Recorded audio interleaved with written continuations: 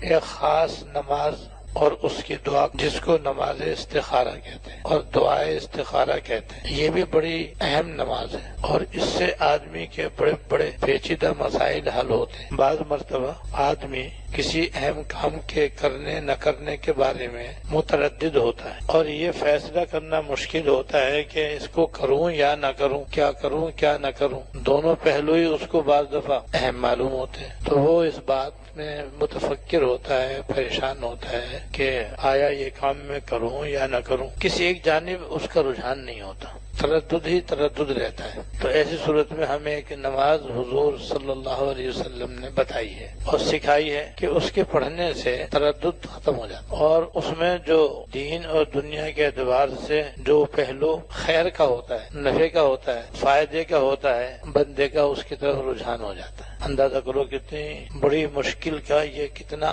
آسان حل ہے۔ مثلا بعض مرتبہ رشتے کے سلسلے میں آدمی کو تردد ہوتا ہے کہ آیا لڑکے کا یا لڑکی کا یہ رشتہ کرنا چاہیے یا نہیں کرنا چاہیے۔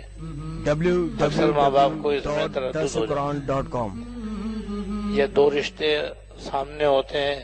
اور ہر رشتے میں یہ فیصلہ کرنا مشکل ہوتا ہے کہ یہ کروں یا وہ کروں، یہ قبول کروں یا وہ قبول کروں، یا یہاں رشتہ ڈالوں یا وہاں رشتہ ڈالوں۔ آدمی متردد رہتا ہے، حیران رہتا ہے، پریشان رہتا ہے۔ تو ایسی صورت میں بہتر یہ ہے کہ وہ نماز استخارہ پڑھ کے اور اللہ تعالیٰ سے دعا استخارہ مانگ کر جس طرف اس کا دل جھک جائے اور جس طرف اس کا دل مائل ہو جائے بس اسے کر لے، انشاءاللہ اس میں خیر ہوگی۔ اسی طرح کبھی آدمی کو سفر کے اندر تردد ہو جاتا ہے کہ آیا میں سفر کروں یا نہیں کروں، سفر میں جاؤں یا نہیں جاؤں، تردد ہو جاتا ہے، شبہ ہو جاتا ہے اور ایک طرف دل مطمئن نہیں ہوتا۔ کبھی دل چاہتا ہے کہ بھئی چلا جاؤں، کبھی دل یہ کہتا ہے کہ نہ جاؤں، تو بھئی اس میں بھی مستحب یہ ہے کہ آدمی نماز استخارہ دعا استخارہ پڑھ لے۔ ایسی بعض کاروبار آدمی شروع کرنا چاہتا ہے، کہیں دکان کھولنا چاہتا ہے یا کوئی جاب کرنا چاہتا ہے، نوکری کرنا چاہتا ہے، اب کچھ فیصلہ نہیں کر پاتا کہ کروں یا نہیں کروں، یہ بھی اہم موقع ہے۔